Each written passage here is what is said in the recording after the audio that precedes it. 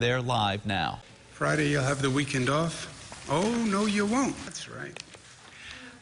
Let's take a look and see where we are today. Total number of hospitalizations, down. That's the way we like to see it. Rolling average, down. That's the way we like to see it. Change in intubations, down. That's the way we like to see it. Number of that, but it's only up a tick. And again, these numbers tend to bounce, but it's been a slow decline. There's no doubt about that. And you see there's been several plateaus in the decline. We are very curious to find out where that number winds up, how low the new cases go. We've done a lot of research, as you know. Those new cases mostly coming from people who are at home. So we're talking about more than at work, more than first responders, more than essential personnel. And that's the hardest place to control the spread, is when a person's literally at home, right? There are very few precautions. It's all about personal behavior. But that's where those cases are coming from. Number of deaths is down, but still painful, 132. We are right about where we were when we started this. Number of lives lost. We go right back to March 27th, and that's when we really first started this miserable journey. Good news again, if you look at New York, our curve is down. Congratulations, New Yorkers. And actually, the curve in the rest of the nation is up. So while cases are increasing across the country, the number of cases in New York are actually going down. And that's remarkable in some ways because we had more cases than anyone else, not because there's anything particular in the air in New York, but because we had people coming from Europe bringing the virus at a time when no one knew the virus had moved from China to Europe. And we had 3 million Europeans come January, February, March before we did the ban on European travel. And those flights came to the East Coast, and they landed at JFK Airport, which was one of the funnel airports, if you remember. So the problem had nothing to do with us, but we were then tasked with resolving it. And New Yorkers stepped up to the plate and have done a great job. Question now is on reopening. We're going to open half the regions in the state today, 5 regions out of 10. They are the regions that meet the numerical criteria. There's no politics to this judgment. There's no arbitrary nature to this judgment. It's all on the numbers. 7 criteria, which basically measure the infection rate, hospitalization rate, testing rate, et cetera. And that's how the decision is made. For those regions that don't qualify to open today, we're extending what's called the New York Pause Order, which is the close down of services and institutions that have been closed down. If a region hits its benchmark at any time, regardless of the pause order, then that region can open. We're opening phase 1 in those 5 regions today. Just some points on each of those industries. Residential commercial construction will open, indoor construction and outdoor. Masks must be worn by employees when they're 6 feet from one another, so they must all have masks. The employer must provide the masks, any gloves, any equipment that the employees need on that work site must be provided by the employer. There's no congregate meetings. For retail businesses, curbside pickup starts. The employee and the purchaser in the vehicle must be wearing a mask. Anyone in the vehicle must be wearing a mask. Gloves are preferred, but they're not mandated. And the employer, the store owner must make hand sanitizer available. If curbside pickup is not practicable, then in-store pickup is available. but it is in-store pickup. It is not in-store shopping. It's in-store pickup because curbside is not practicable, requires ordering ahead, social distancing in the store, no more than 50% maximum occupancy of that store for people coming there to pick up. Patrons must wear a mask, store employees must wear a mask, gloves are preferred, hand sanitizer has to be made available. For an individual's behavior, people ask, well, what am I supposed to be doing as an individual? I'm not a store owner. I don't work construction. I understand as an employee what my requirements are, but just what do I do in normal life? When you're in public and you're within 6 feet of another person, wear a mask. That is a requirement. Curbside or in-store pickup, wear a mask and socially distance. Store owners should not let you in the store for an in-store pickup if you don't have a mask. The exception is less than 2 years old, or some people for medical reasons can't wear a mask. In a construction or manufacturing setting, the employee must wear a mask whenever they can't socially distance, and the employer has to meet certain precautions, which they said they would when they reopen under this. In private, people ask, what should I do? Well, then you have our best advice, but in private is private. What you do in your home, what you do with your family, what you do with your personal relationships, your friendships. We've talked about exposure to senior citizens and how you should be careful to vulnerable populations, but there are no government requirements on what you do in your home, etc. The responsibility for local officials and what we call the Regional Control Center, local officials have to enforce business compliance and social distancing. These businesses are opening subject to saying they will comply with safety precautions. Local officials have to make sure they are followed, as well as social distancing guidelines for individuals. The Regional Control Center will have a daily morning meeting where they review and monitor the infection, testing, and hospitalization rates. And I can't stress this enough. We're starting to turn the valve. One of my favorite graphics, not saying a heck of a lot. Starting to turn the activity valve. Watch what happens to the infection rate, testing rate, hospitalization rate. If those numbers start to move, slow down on the activity level. That requires you to monitor the impact of this increase in public activity. You will see an increase. We expect to see an increase, but that increase has to be monitored and has to be controlled. We've talked about the infection rate, the rate of transmission. When the rate of transmission hits 1.1, you're headed towards a bad place. So monitor that rate daily and correct immediately if you see an increase in those numbers. Beaches, we've talked about coordinating with other states. And this has happened in other parts of the country, other parts of the world also. We are one multi-state region. What one state does will affect other states. That is probably nowhere more clear than when it comes to opening beaches. One state doesn't open beaches, another state does open beaches. You will see people flood to that state. Georgia opened barber shops. People drove from out of state to Georgia to get a haircut. If New Jersey opens beaches or Connecticut opens beaches and we didn't open beaches, you would see a flood of people to Connecticut and New Jersey. And our relationship and responsibility to our other states, neighboring states, is important.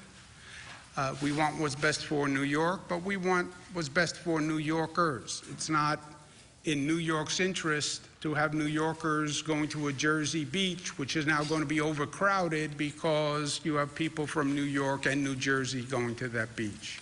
It's not in our interest that people going to Connecticut beaches if those beaches are then going to be overcrowded. So we've worked with New Jersey and Connecticut.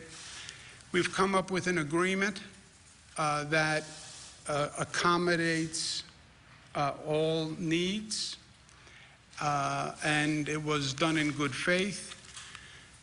The agreement is New York, New Jersey, Connecticut, Delaware will all be opening beaches for the Memorial Day weekend. States will have different specific rules about what happens on that beach. They'll all be plus or minus, but they're all basically in the same ballpark. They're opening Friday of Memorial Day weekend, state beaches. That includes local beaches, lake shores. It does not include pools. Pools are closed. But no more than 50% capacity, and that'll be done at parking areas, entrance areas, exit areas, etc. No group contact activities, no volleyball, no football, nothing like that. Areas of social gathering will be closed, picnic areas, etc., playgrounds, pavilions, arcades. Social distancing will be enforced for employees and for visitors. Masks must be worn by employees, and visitors must have masks and wear them when they can't socially distance. At this point, concessions will not be operating. We don't want long lines of people waiting on concessions for concession stands, and we'll ensure that staff levels are adequate to enforce these measures. On the beaches that are controlled by cities, towns, counties, municipal beaches, municipal lakes, the local government can decide to open or stay closed. If they choose to open, they must adopt the state's requirements at a minimum, and the chief executive can decide to do that. If they want to impose additional requirements above and beyond the state requirements, they are free to do that. That will be done by a home rule message, and those decisions should be made by the locals by Wednesday, May 20th, so we can plan accordingly. If a locality doesn't open beaches, we need to know that, because then we'll have more demand on the state beaches in that area. If they do open beaches, we need to know that also, just to understand the flow, the traffic, and where we have to staff up. Again, state beaches will be open on Friday before Memorial Day. Last point, reopening must be smart, and we have to keep this in focus. Remember, learn from the lessons that are around us. We've seen other countries open. We've seen cities open. We've seen them then close because the activity level went up too high, too fast. We see countries like Germany that are reopening, but they're seeing that infection rate go up, and they're monitoring it very closely. We expect the rate to go up, but it has to go up at a rate that we can control, right? And the risk is the activity level increases quickly, and then the virus spreads quickly. You overwhelm the health system, et cetera. So this has to be monitored very closely.